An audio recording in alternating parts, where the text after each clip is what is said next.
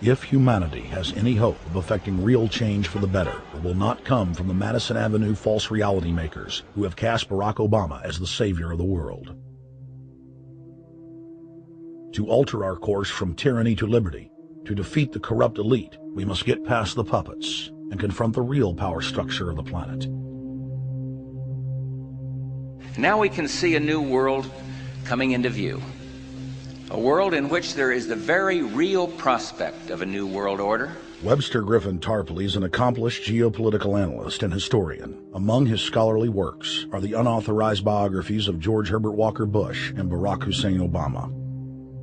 Since Bush the elder made his speech at the United Nations back in September of 1990 talking about the New World Order, I think I've become confused about what's actually going on in the world.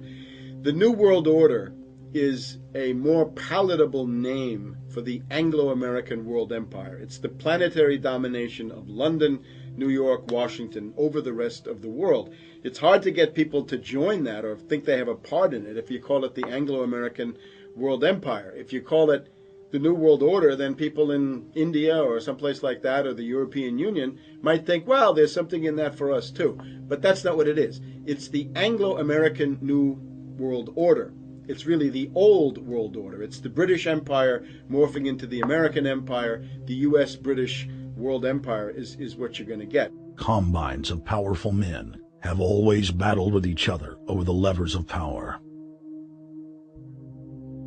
Gerald Celente is recognized as one of the world's foremost trends forecasters and is the founder of the Trends Research Institute. People that are knowledgeable know that the fight that this country has been waging since its inception is for the central bankers not to take over the country. And that's why people like Andrew Jackson were elected. And that's why people revere people like Thomas Jefferson and others.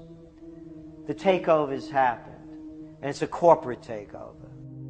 Agents of the Bank of England attempted to assassinate President Andrew Jackson on multiple occasions because of his resistance against a private central bank being set up in the United States. And it was something that Abraham Lincoln warned. And this is, by the way, why I believe he was assassinated. This is the Lincoln quote. "The money powers prey upon the nation in times of peace and conspire against it in times of adversity. It is more despotic than monarchy, more insolent than autocracy, more selfish than bureaucracy. I see in the near future a crisis approaching that unnerves me and causes me to tremble for the safety of my country. Corporations have been enthroned. An era of corruption will follow, and the money power of the country will endeavor to prolong its reign by working upon the prejudices of the people until the wealth is aggregated in a few hands and the republic is destroyed." Wall Street has killed Main Street. So I know how unpopular it is to be seen as helping banks right now, especially when everyone is suffering in part from their bad decisions. I promise you, I get it. Up until about the Kennedy assassination and the beginning of the war in Vietnam, the United States is a very powerful engine for world progress. It's the assassinations, the Kennedy assassination, and the others in the 1960s, the beginning of the Vietnam War, and the beginning of the absolute domination of the Wall Street Group over every other interest. Nobody else counts except the Wall Street money masters. That has now made the United States into no longer a force for progress, but something very different, often a force for destruction in the world. The military-industrial complex has taken over the country along with the Wall Street gang. If you look also at the people that Obama has put on his appointments list, it's all Wall Street. It's government of Wall Street, by Wall Street, and for Wall Street. There's nobody from heavy industry. There's nobody from the auto sector, nobody from Silicon Valley, nobody from big oil, nobody from defense, no labor, no women, no retirees, no small business, nothing. It's pure Wall Street. The only people who have a voice in Obama's councils are Wall Street finance oligarchs. That's all there is. Nobody else counts for anything under Obama. It's the most extreme Wall Street administration we've ever had. Before his death, President Woodrow Wilson apologized to the public.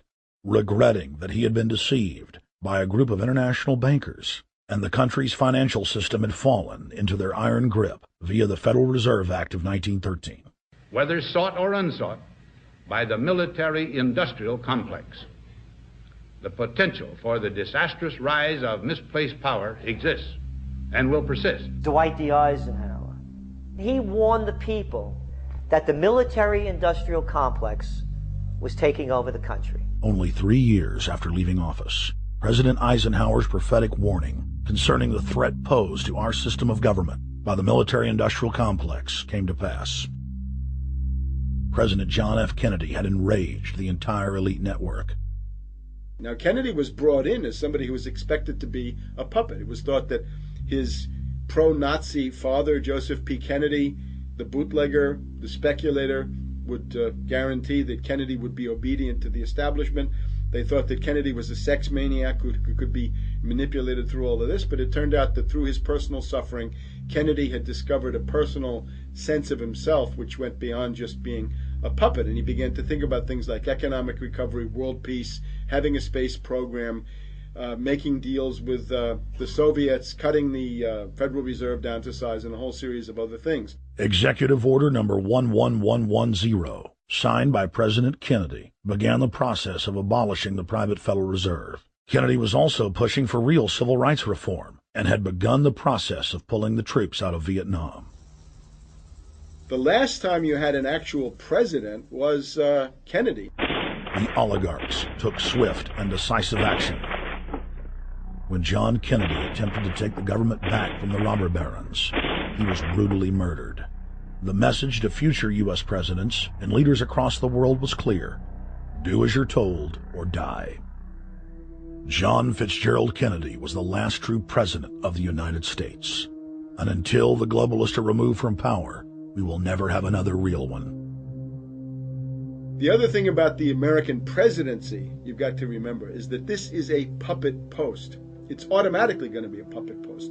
The idea that Obama is somebody who's going to come in and exercise real authority when he's obviously been chosen and given everything that he's got by these financiers. Presidents are now little more than corporate pitchmen who take all the political heat, while the controllers remain in the shadows, safe from public scrutiny. Hip-hop icon KRS-One is not just known for selling millions of albums. He has led a tireless crusade against youth violence and has been a strong voice for human rights. If they controlled it before, what makes